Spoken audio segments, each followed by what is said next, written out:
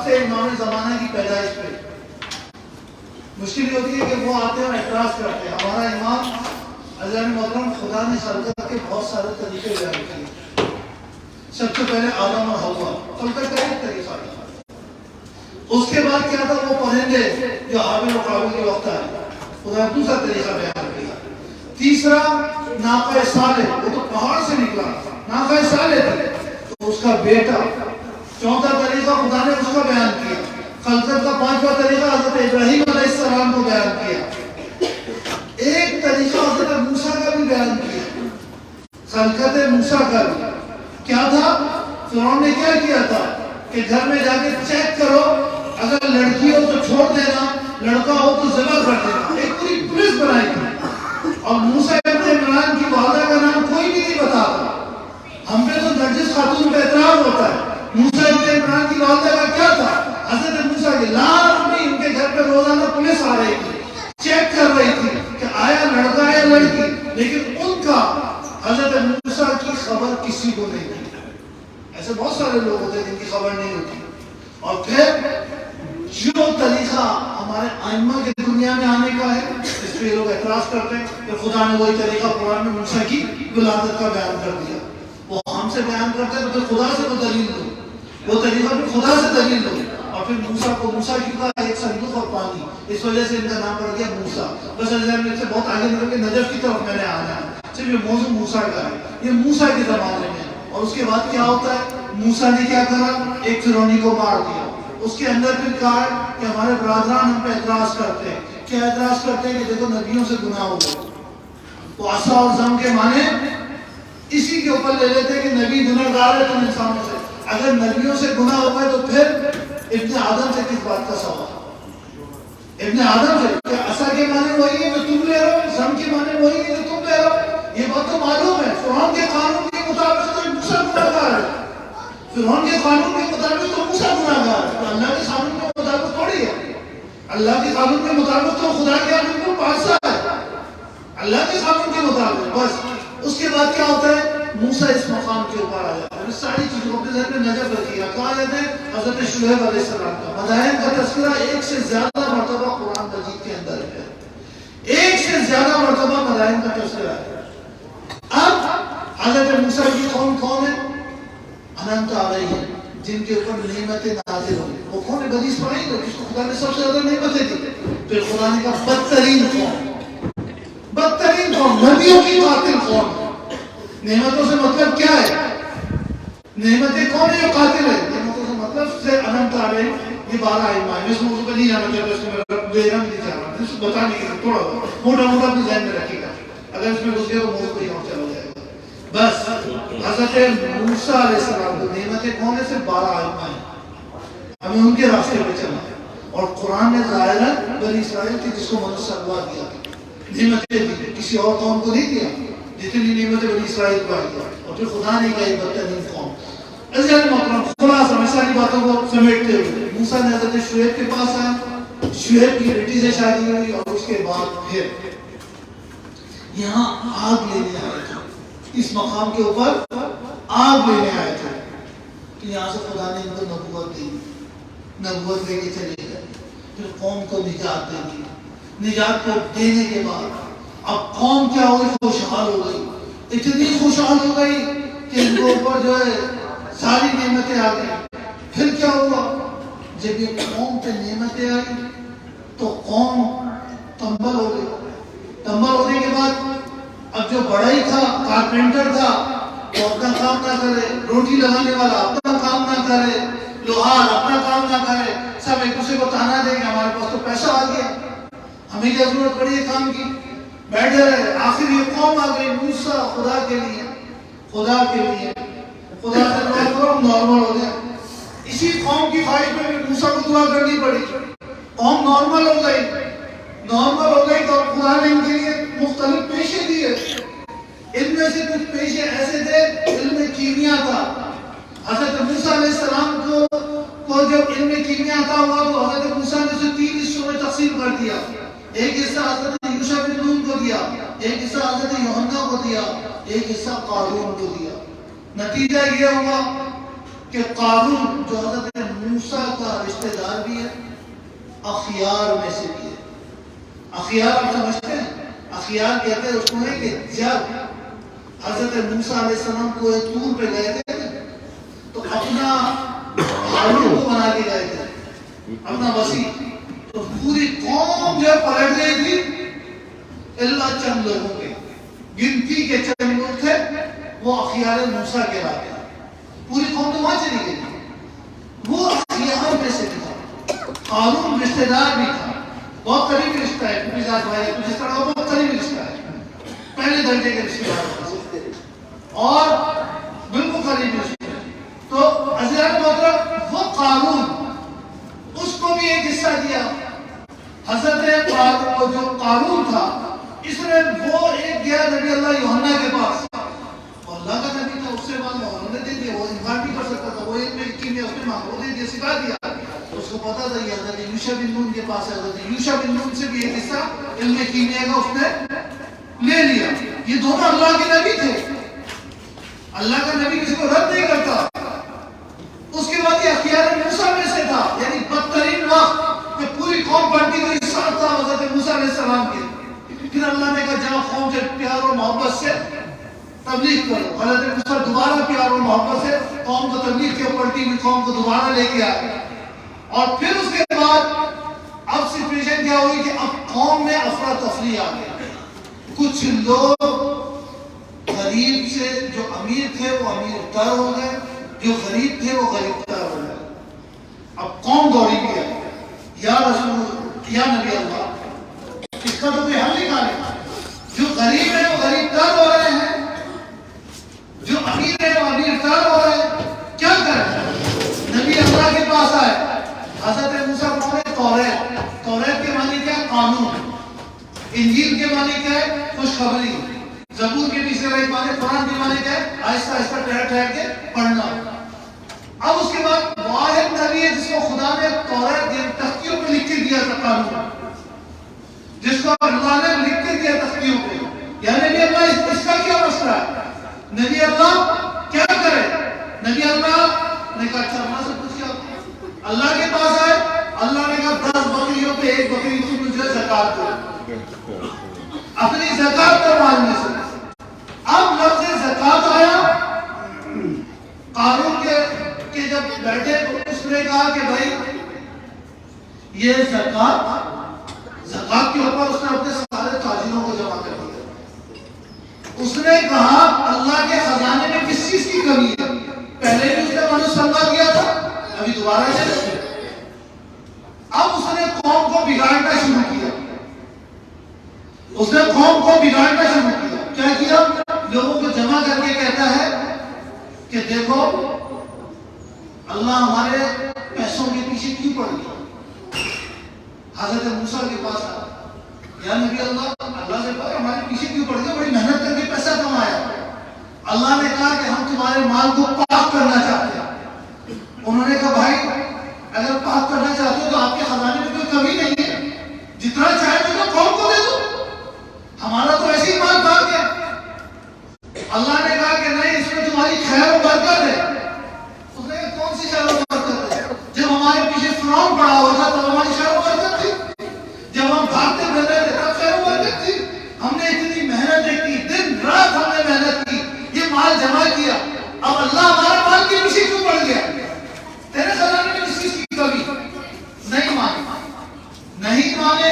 آخر کام کیا ہوگا کہ انہوں نے کہا کہ نبی حکم لاتے رہے، اللہ کا حکم آتا گیا، یہ لوگ سازشیں کرتے رہے، ہوتے ہوتے یہاں سے شروع ہوتا ہے قرآن۔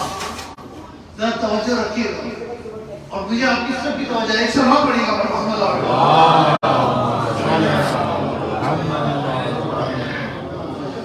قرآن کی آیت کیا ہے؟ ادھر سے آیت یہ ہے، اب یہ نجف کے حوالے سے پورا اپنے ذہن میں نے آپ کو یہ خاکہ یہ صرف نجف ہے، اور نجف کے لیے کیا کہا؟ یہ وادی مقدس طوا ہے۔ جب آپ کی گاڑی آ رہی ہے بڑی بڑی لکھی ہوئی، اے موسیٰ یہ وادی مقدس طوا ہے، اپنے نامین اتار دو اس کے لیے۔ اب یہ نجف بنا کیا؟ اب قرآن کیا کہتے ہیں؟ نجف کیوں کہتے ہیں؟ اب اس وقت اس نے کیا کرا؟ لوگوں کو جمع کرنا شروع کیا۔ اب قرآن کی آیت کیا ہے؟ سب کو جمع کرنے کے بعد تاجروں کو جمع کیا، تاجروں کو جمع کر کے کہا کہ بھائی یہ تو مسئلہ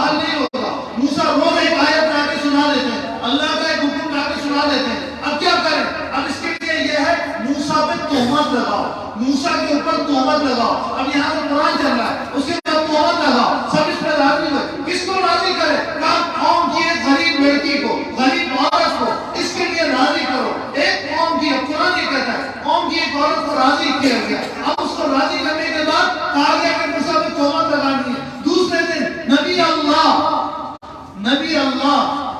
اپنی تبلیغ کو نکلے. جیسی تبلیغ کو نکلے، قارون جو اخیار موسیٰ میں سے بھی ہے، قریب رشتہ دار بھی ہے، موسیٰ کے قریب لوگوں میں سے بھی ہے، بدترین وقت بھی دیکھا ہوا ہے، اچھے ترین وقت کو بھی دیکھا ہوا ہے، ایک دم آگے کہتا ہے یا نبی اللہ آپ سے ایک سوال ہے. تو کیا سوال ہے؟ کیا نبی اللہ نبیوں کے احکام الگ ہے، امت کے احکام الگ ہے؟ کہ نہیں، جو امت کے احکام وہ نبی کے احکام. تو یا نبی اللہ آپ نے گناہ کیا، موسیٰ کی شریعت میں گناہ کرنے والے کو سنسار کیا جاتا تھا. یا نبی اللہ آپ نے فلاں کے ساتھ گناہ کیا تو اب اس کے بعد بتائیے آپ کے لیے کیا حکم ہے؟ موسیٰ نے کہا میں نے گناہ کیا.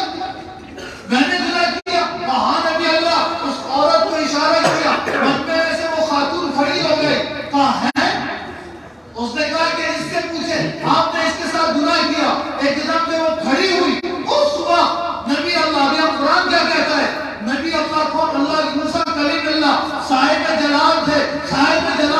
جب توبہ لگی، اب قرآن کہتا ہے، اب قرآن کیا کہہ رہا ہے؟ موسیٰ تھر تھر کانپنے لگے، گھبرا گئے. یعنی تھر تھر کانپنے لگے. یہ میرے الفاظ ہیں جو قرآن یہ کہتا ہے کہ موسیٰ کی پوزیشن میں، یہ الفاظ کی اردو کی کمی کی وجہ سے کہہ رہا ہوں کہ اب موسیٰ کیا تھے کہ موسیٰ کی، وہ تو نبی اللہ وہ کسی سے نہیں گھبرا تھا، لیکن بتانے کے لیے صرف آپ کو سمجھانے کے، اردو چھوٹی زبان ہونے کی وجہ سے میرے پاس کچھ مناسب جملہ نہیں ہے. تو اب موسیٰ کے لیے یہ سچویشن بہت خطرناک تھی.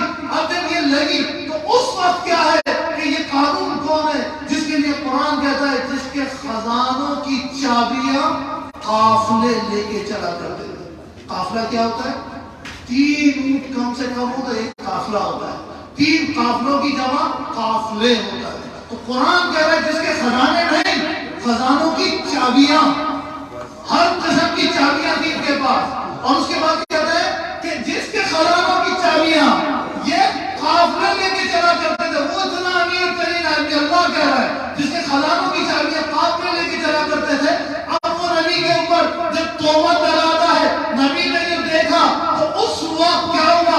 نبی، میری اردو چھوٹی زبان ہونے کے لیے میں زبان نہیں، میرے پاس الفاظ نہیں ہے، اس لیے مجھے صرف نظر کیجیے گا کہ نبی اس وقت کیا ہوا؟ پریشان حال. میں اس کو بول بھی نہیں پا رہا ہوں اس کو کیا کرتا تب تک آپ میں سے سمجھ میں کہ نبی نے ایک قدم کیا ہوا. اب قرآن اس کے آگے کہتا ہے، کیا کہتا ہے کہ موسیٰ تراب کو سجدہ کرو. موسیٰ تراب پہ اپنا سجدہ اپنی پیشانی لگا. اب موسیٰ نے سجدے میں گرے. اب سجدے میں گرے ادھر میں آپ کو روکتا ہوں، اس کے آگے تفسیر ہے. ایک دفعہ ایک شخص ابن شین، ابن وسوسہ، ابن کفر، ابن ابلیس، ابن تومت، اس کے بعد ابن مکر، ابن کفر، ابن ابلیس. یہ کیا ہوگا؟ رسول خدا اپنے اصحاب کے ساتھ بیٹھے تھے کہ موسیٰ کا موضوع اپنے ذہن میں رکھیے گا، نجف اپنے ذہن میں رکھیے گا. اب یہ موضوع میں یہاں سے بیٹھے ہوئے تھے، یہ شخص آیا ابن شین تو سارے اصحاب نبی ڈر گئے. یہ کون آیا؟ جیسے آپ نبی سے اس کا لینا دینا کچھ نہیں، اس کو میرے پاس آتا. اب وہ چل کے آیا نبی کے پاس آ کے کیا کہتا ہے؟ یا نبی اللہ آپ نے کہا میں آخری نبی ہوں، آپ کے بعد کوئی نبی نہیں آئے گا. کیا نہیں آئے گا؟ یا نبی اللہ جب سے یہ کائنات خلق ہوئی ہے، یہ میرا ہی ابن میرا تعارف ہے، جب سے یہ کائنات خلق ہوئی ہے ہم ابن ابلیس ہیں. ہمارا کام یہ ہے کہ ابن آدم کو بہکانا، آدم اور ابن آدم پہ حملے کرنا. جب آدم کو خلق کیا ہم لوگوں نے مل کے حملہ کیا. جب حملہ کیا تو ایک شخص آیا، اس نے آدم کا حصار کر دیا. یہ حصار کر لیا، ہم نے کہا یہ نبی باغی ہے، اس نے آدم کو بچا لیا. اس کے بعد نبی اللہ دوسرے نبی حضرت نوح علیہ السلام آئے. جب نبی اللہ آئے تو اس کے بعد ایک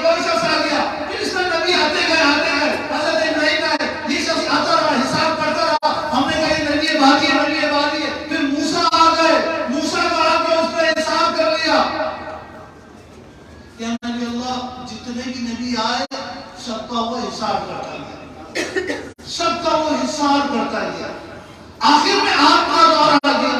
ہم ہمیشہ کہتے رہے نبی بادی نبی بادی نبی بادی، نبی نے پوچھا تمہیں سب سے زیادہ سبقت، یعنی آپ کو سب سے زیادہ جسے کہنے لگے خفت، سب سے زیادہ ذلت کب ہوئی؟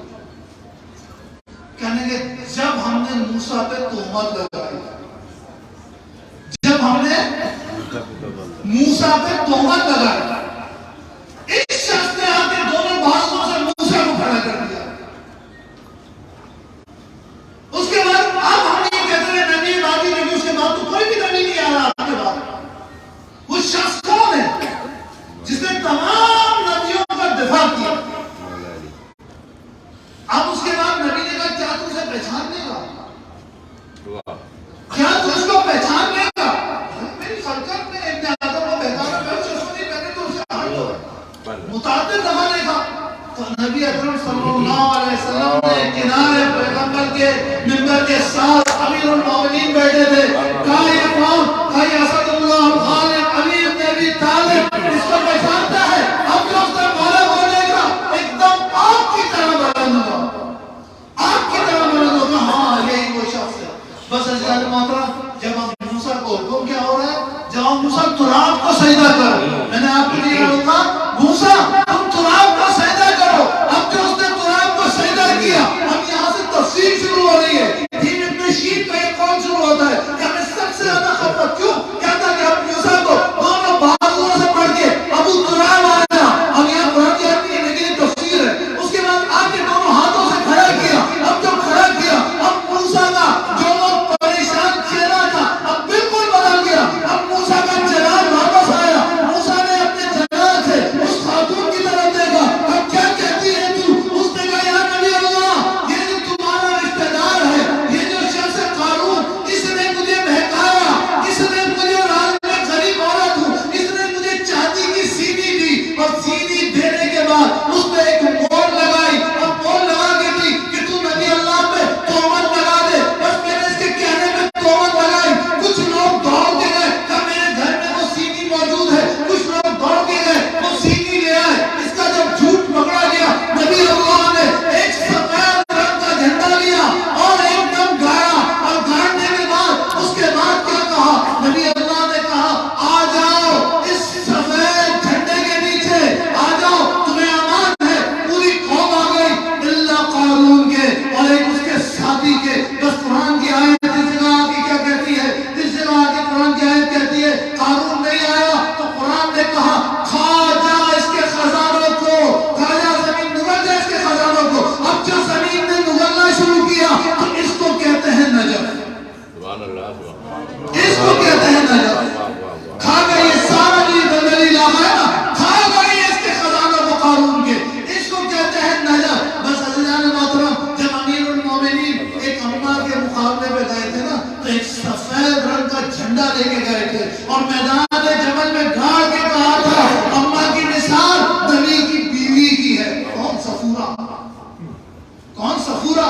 صفورہ آئی تھی نا، وہ بھی تو حضرت موسیٰ علیہ السلام کی بیوی تھی۔ کس کے مقابلے میں آئی تھی؟ یوشع بن نون کے مقابلے میں آئی تھی، یوشع بن نون کے مقابلے میں آئی تھی کہ اس کی مثال اس نبی کی بیوی کی ہے۔ اور اس کے بعد کہا تھا سفید جھنڈا گاڑ کے جو اس میں آ جائے اس کو امان ہے۔ لیکن علی کون؟ تاریخ کا مظلوم ترین، بس تمام ہوئی مجلس۔ امیر المومنین ڈاکٹر علی شریعتی، میں ان کو ڈاکٹر ڈاکٹر اچھا نہیں سمجھتا، لیکن ان کا ایک جملہ ہے کہ کائنات کا سب سے مظلوم ترین آدمی علی ابن ابی طالب۔ علی سے زیادہ مظلوم کوئی نہیں تھا، نہ اس کے اپنے تھے، نہ اس کے دوست تھے، نہ اس کے دشمن تھے۔ عزیزان محترم، امیر المومنین کون ہے؟ علی کی اگر مظلومیت لوگ سوال کرتے ہیں کتنے امیر المومنین کے گلے میں رسی پڑی ہوئی ہے، مدینے کی گلیاں ہیں، علی کو کھینچا جا رہا ہے۔ ایک یہودی آدمی کہتا ہے بھائی علی ابن ابی طالب کون ہے؟ کہنے لگے یہ رسول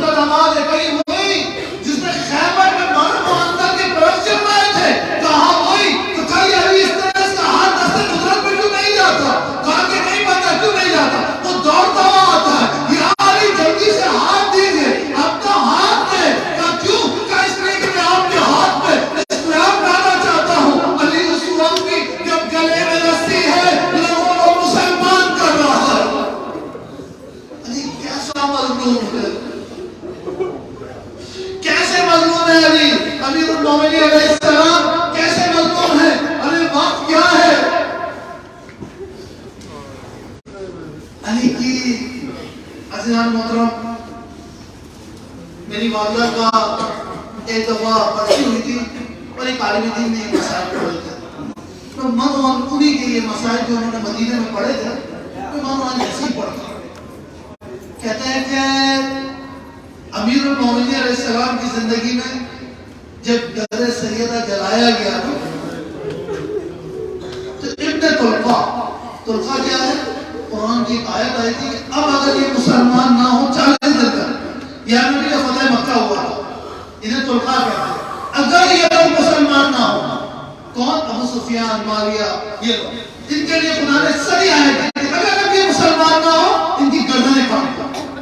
اب استعمال ان کا کوئی نہیں، اب یہ تمہارے طلقہ ہیں. یہ زبردستی ہوئے تھے. جب بیت المال میں سے مسلمانوں کو ایک گھوڑا ملتا تھا تو ان کو 2 گھوڑے ملتے تھے کہ پلٹ ڈالنا. انہیں ابن طلقہ کہتے ہیں. یہ ابن طلقہ مدینہ آیا. آنے کے بعد اس نے آ کے پوچھا واقعہ کیا ہوا تھا، واقعہ کیا ہوا تھا. اس نے کہا پہلا تو رو رہا تھا، دوسرا بتانے لگا. کہتے کیا ہوا؟ کہتے ہیں کہ بس یہ تھا کہ جناب سیدہ سلام اللہ علیہ پہلے